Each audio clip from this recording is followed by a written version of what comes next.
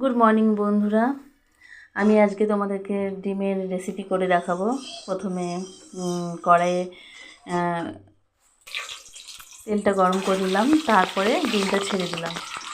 ডিমটা আগে সেদ্ধ করে রেখেছিলাম, যার জন্য আমার খুব তাড়াতাড়ি হলো।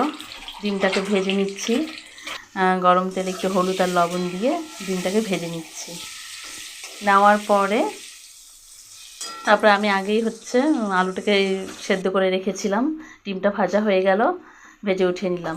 কড়াইয়ে আমি জিরা সম্বার দিয়ে দিলাম, তেজপাতা দিলাম। দেওয়ার পরে পেঁয়াজ কুচি ঢেলে দিলাম। এটাকে একটু ভেজে নিলাম, লাল করে ভাজতে হবে।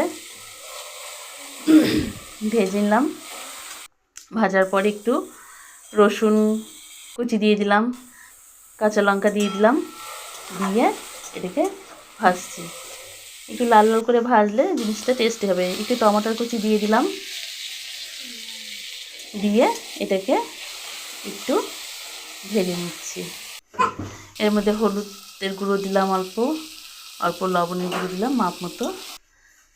একটু জল দিয়ে মশলাটাকে একটু কষিয়ে নিচ্ছি।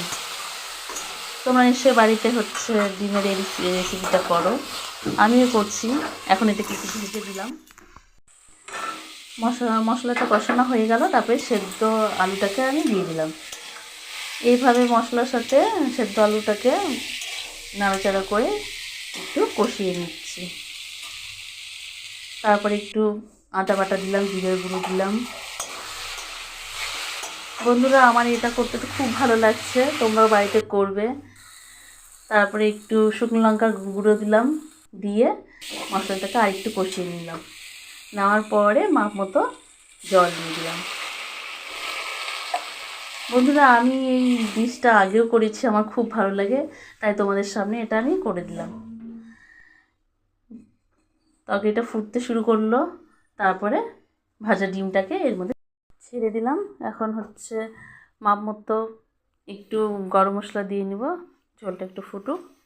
এখন আমি গরম মশলা দিয়ে দিলাম। আমার এটা কমপ্লিট হয়ে গেল। বন্ধুরা, তোমরাও বাড়িতে করে দেখবে। আমি খুব সহজেই এটা করে নিলাম, আমার তো খুব ভালো লাগে।